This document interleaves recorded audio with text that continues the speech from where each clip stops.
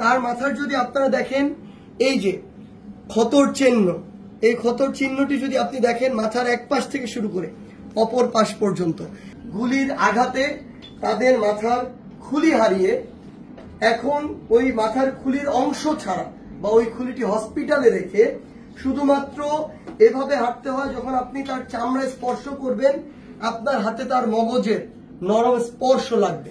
5ই August যখন খুনি শেখ হাসিনা এই দেশ ছেড়ে পালিয়েছিল 12টা 1টার দিকেই এই আমার ভাই ইমরান হাসানকে সাভারের বাইপাইলে 3:30টা থেকে 4টার দিকে তার মাথায় গুলি করা হয় এবং তার আপনারা যদি দেখেন যে তার মাথার দুই পাশে আপনি যদি সামনে থেকে শুধু একটু নেন তাহলে দেখতে পাবেন তার মাথার এই অংশের খুলিও নেই, এই খুলিটুকু নেই, মাথার এই অংশের খুলিটুকু নেই, শুধু মাঝে এইটুকু আছে আর নিচের দুই পাশে।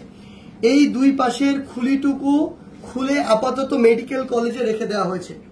তার মাথার যদি আপনারা দেখেন এই যে ক্ষতর চিহ্ন, এই ক্ষতর চিহ্নটি যদি আপনি দেখেন মাথার এক পাশ থেকে শুরু করে অপর পাশ পর্যন্ত এবং আমার এই ভাই, আমার যোদ্ধা ভাই ইমরান, তার মাথার দুই পাশের খুলির অংশটুকু এখন আর নেই, এটি রয়েছে হসপিটালে।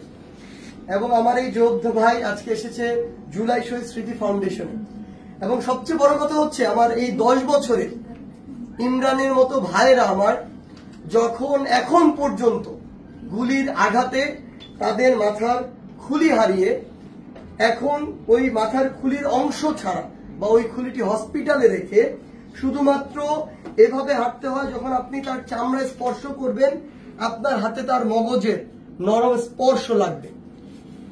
এমন আহত যোদ্ধা ভাইরা যখন আমার এখনো কাতরাচ্ছে, এখনো যখন তাদের মাথায় ওই খুলির অংশটুকু স্থাপিত করা হয়নি, তখন এই রক্তের সামনে, এই লাশের সামনে, এই হাজার হাজার শহীদের সামনে আমার এই বাংলাদেশে আবার ওই খুনি শেখ হাসিনা এবং তার দোসরদেরকে নানাভাবে পুনর্বাসিত করা হচ্ছে, রাজনৈতিকভাবে নানাভাবে তাদের মধ্যে একাত্মতা ঘোষণা হচ্ছে।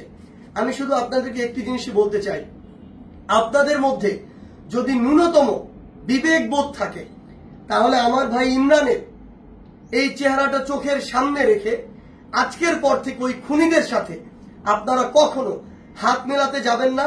যদি ন্যূনতম আপনাদের মধ্যে ব্যক্তিত্ব বোধ থাকে তাহলে এই 10 বছরের ইমরানের চেহারাটিকে সামনে রেখে কোনোদিনও ওই খুনির যে দোসররা ছিল তাদেরকে পুনর্বাসিত করার জন্য, নিজের দলে টানার জন্য, তাদেরকে নিয়ে একসাথে চলার জন্য আপনাদের যে নোংরা কার্যক্রমগুলো সেগুলো করবেন না। যদি আপনারা সেগুলো করেন তাহলে 24-এর ছাত্র জনতার অভ্যুত্থানের যে স্পিরিট, এই স্পিরিটকে আপনারা অপমানিত করবেন।